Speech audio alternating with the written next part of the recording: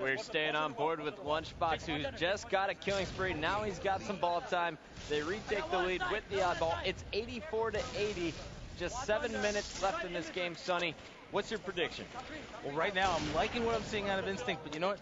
For all the effort they put into it, and for the team, the way the team's been working together, they don't have much of a lead. And you know what? I feel like that's going to favor Str8 Rippin, believe it or not, even though they're down in this situation, because even though they're getting a nice chunk of time right now, they need to be able to do that and string it together a few times in order to put Str8 Rippin really on the offensive, because that's when Str8 Rippin's teamwork tends to fall apart. But when each of the players feel like they have to do too much.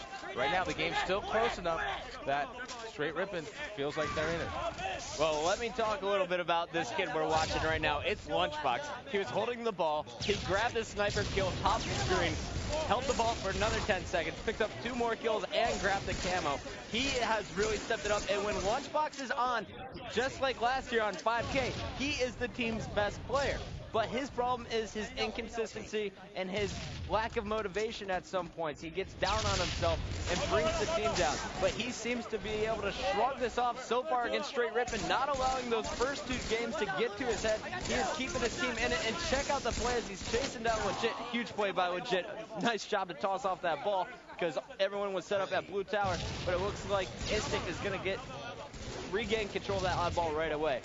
Now talking a little bit about Str8 Rippin, these guys were in the exact same situation last night against Triggers Down in this game set. The game was within 20 seconds, and in the end, Str8 Rippin with about 1:30 locked it down, and at 40 seconds made it mathematically impossible for Triggers Down to come back. They're going to be looking to do that exact same thing, but they're going to have to stop Instinct at every opportunity.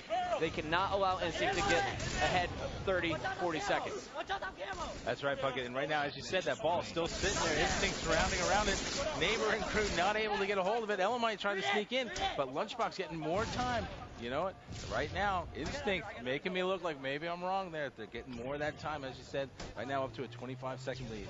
Well, this is exactly what Instinct needs. They need to win this game type to stay alive in the winners bracket. And more importantly, if they want a chance in the finals against Str8 Rippin, if Str8 Rippin does win this series, they will be at a 3-0 deficit. So every win here is so crucial on the MLG Pro Circuit. So Lunchbox still holding this oddball. It looks like they have that 40-second lead I was talking about. Now they have a bit of a comfort zone. With 4:20 left on the clock, it's do or die time for Str8 Rippin. They're going to need to make a push now and stop the Instinct setup because they have an amazing lockdown of the Blue Tower. And check it out. They knew that players were coming from top blue. Lunchbox is going to warp over with the ball. Meanwhile, still racking up time. They now have about a minute lead on Str8 Rippin.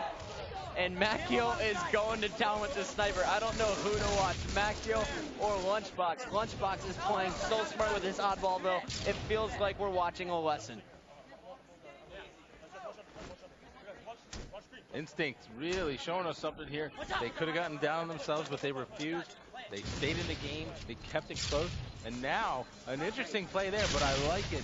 They've got a lot of time, and now they're going to play ball, give themselves a chance to regroup, put the onus on Str8 Rippin to try and get as much time as possible, knowing that they're going to have the advantage when they're going just for the straight slays. All right, well, let's jump on board with T-Squared, the captain of Str8 Rippin, as he is trying to command his troops. And can we actually listen in with this Str8 Rippin squad? I want to see how they handle this pressure after being down a minute with just 3 minutes left in this game.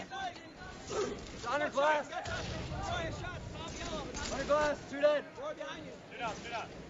That's 2, that's one shot. One shot, one. Go, play ball, play ball. That's 2.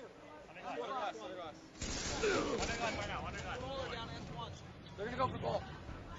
One camera. Bottom tree. One's under glass. One's under glass. One shot, bottom tree. One shot, bottom tree, Lunchbox. 2 dead, 1 dead, 1 bottom tree. Bottom tree, 1 shot, going elbow. Under glass. They didn't play ball. I killed him. One's camera. Go tree. Go for camera. Watch top for Brian. Alrighty, well, Str8 Rippin doing exactly what they need to in the final 3 minutes. Now is going to be a question of, were they too late? T-Squared looking across the map, putting such steady shots on Roy there. And it is 2 minutes left in the game, only trailing by 30 seconds is Str8 Rippin now, and Neighbor is holding onto this ball. Str8 Rippin really impressing me, Sundance. To be honest, when I first said let's listen in with these teams, I didn't think they could possibly do this. Well, that's the thing. Oh, a nice snipe there, taking out the Neighbor. You know what? The great thing, again, was watching Neighbor run a route with the ball. Obviously, Instinct knew where he was, trying to get to him, but his teammates able to keep him at bay. Now he passes the ball off there. Good job, Legit, holding the ball. Yeah, Elamite is definitely on fire. He passed the ball off to Legit, knowing that his BR is super strong at the moment, and T-Squared is going to try and keep his team in it. He just got the fresh sniper, and he put a few shots on Roy, but Roy did the same. That is 4 down for Str8 Rippin. Let's jump on board with Snipedown, who is going to try and send this one home. They extend their lead now to about 30 seconds. If they can make it to 45, this game will be mathematically over. We love math here at the MLG Pro Circuit, but what we really love is watching these teams duke it out. You know, Instinct just a minute ago looked like they were done. They had no chance. Now, if they win this game, Bucket, do they have a shot to win this series? If Instinct wins this, they will definitely have the confidence going into Game 4, but it's on the pit. It's CTF pit, and that is one of Str8 Rippin's strongest game types, and by far their strongest map. So it's going to be up to Snipedown and the rest of Instinct to make it happen, and they're going to have to score first on Str8 Rippin. All right, well, you said it now. As we said, when time starts to work against you, the match is now mathematically over, I believe. Yep. Now, Str8 Rippin going to sit there, going to discuss what they did wrong.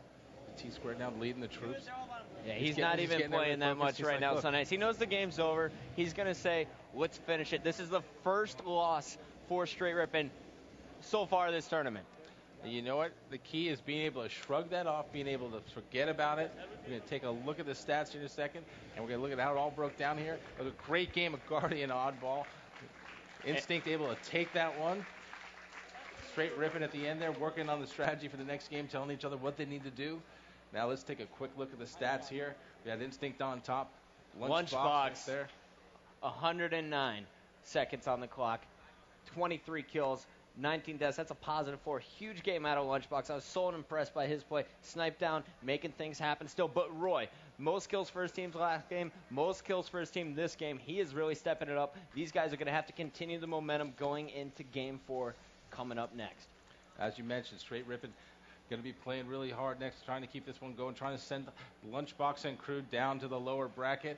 And we're going to be back with that one in just a minute. But first, we've got a quick break. Stay with us. More MLG Championship Sunday after the break.